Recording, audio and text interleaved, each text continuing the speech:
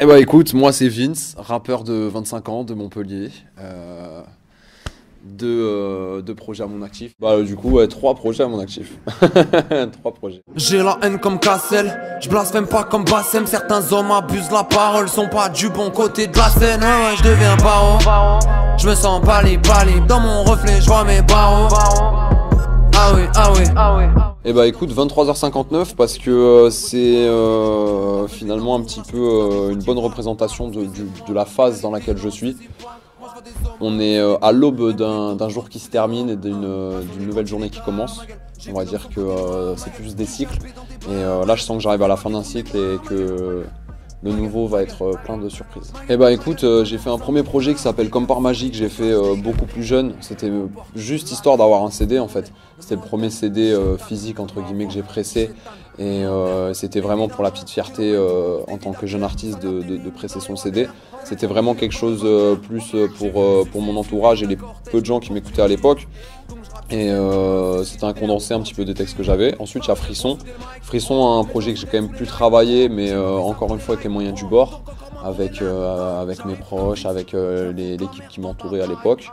Et du coup on retrouve dessus des artistes proches de moi comme Tequila, comme Mélan. Voilà, il y a différents artistes, Saccage. Et puis voilà, lors de Frisson, j'ai sorti le morceau FB qui a pas mal pris. Donc forcément, il y en a qui se rappellent peut-être du freestyle F-Beach qui a donné suite au morceau FB.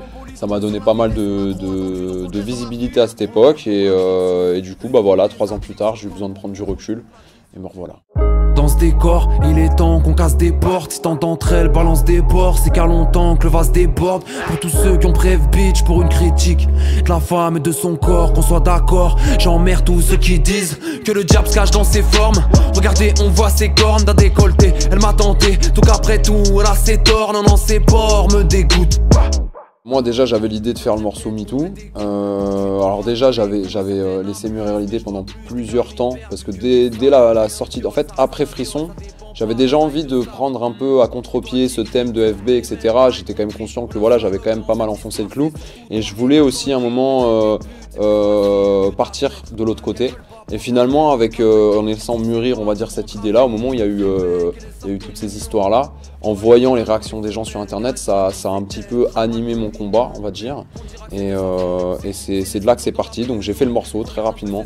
Et puis quand j'ai eu l'idée du clip, je me suis tout de suite dit, en fait, là, ce qu'il faut faire, c'est que des mecs dans un endroit street. Il faut que ce soit flippant. Enfin, pas flippant, mais il faut que ce soit du cliché. Il faut qu'on représente ce danger-là. Il faut qu'on représente, en tout cas, le danger binaire, tu vois, le danger vraiment basique, encore une fois, de ce qu'est l'harcèlement de rue. Et dans le morceau, le but c'était d'aller plus loin, de dire il y a les politiques, il y a le viol dans le couple, il y a tout ça, et de pousser finalement la réflexion. Évidemment, on représente une certaine réalité, hein. Il y a des gens dans la rue évidemment qui agressent et ça remet pas du tout en question ça. Mais évidemment, allons plus loin dans ce sujet-là. Le sujet est beaucoup plus complexe et c'est ça que je voulais transmettre. Et comme tu dis, l'idée aussi voilà, de casser les codes, de dire voilà, vous voyez là c'est un clip de rap. Quand tu as cliqué sur la vidéo, tu croyais que ça allait parler de drogue, tu croyais que ça allait parler d'armes, de shit, de je sais pas quoi. Et tu vois là on a fait un morceau, on parle de la place des femmes dans la société. Voilà. Et après il y a forcément des morceaux, comme tu dis, il y a MeToo, il y a Marianne, et il y a la haine, mine de rien, qui est un peu incisif, même si on rentre dans le sujet sans trop y rentrer. Disons qu'il y a d'autres morceaux qui font le taf pour ça, mais Marianne, enfin la haine c'est un morceau qui fait partie du coup du projet. Mais comme tu dis, il y a ce côté un peu dégoûté de la société. Mais c'est pas la seule émotion qu'il y a dans ce projet. Moi, ce qui m'intéressait, et justement, c'est le morceau final, c'est Peur. C'est quelque chose de plus doux, avec plus d'espoir, je trouve, qui va certainement d'ailleurs m'amener sur d'autres réflexions par la suite que j'ai déjà en tête. Encore une fois, le projet s'appelle 23h59 et c'est l'avant quelque chose. C'est vraiment avant que tout se passe. Et il faut garder ça en tête, c'est que vraiment quand on écoute ce projet, on doit sentir que c'est les prémices. C'est traité comme une demeure, tu rêvais d'égalité. Je dirais que déjà c'est un condensé de ce que j'ai pu faire cette année. C'est un résultat aussi de 3 années de réflexion, de maturation, on va dire, que ce soit sur le plan personnel, sur le plan artistique. J'ai eu besoin de prendre du temps et de la réflexion par rapport à Frisson. J'estime avoir beaucoup évolué par rapport à ce projet et je n'ai pas les mêmes combats, ils sont différents, ils ont mûri encore une fois. Et j'ai quand même voulu dans ce projet un petit peu rendre hommage à l'école l'école qui m'a formé dans le rap, qui est cette école du kickage, cette école vraiment du rap pur et dur. C'est pour ça qu'on retrouve quand même beaucoup de kickage dans ce projet. Il y a des thèmes quand même qui sont abordés parce que je viens aussi de ce rap qui en tout cas défend des choses et qui essaye de prendre position. Donc c'est un petit peu ce que j'ai voulu faire dans ce projet.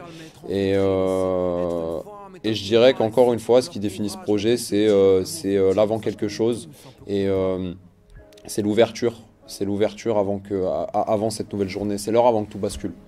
Et tout va bientôt basculer. Depuis que je reçois des messages en masse, encore plus déçu par l'homme et la femme. Je parle pas des vrais qui m'envoient des flammes, de tous mes fans qui me donnent de la force. Mais j'entends dire, Vince c'est la mif alors qu'on se connaît pas. D'autres jalouses font que j'actais. Par devant ça me dit t'inquiète frère on est là. Parfois je me demande comment ils font pour se mater dans la glace. Sur ta me bande, rêve de la prendre comme ta place. Donc dis pas que je... Bah écoute, c'est pas complètement volontaire puisque encore une fois je fais des sons et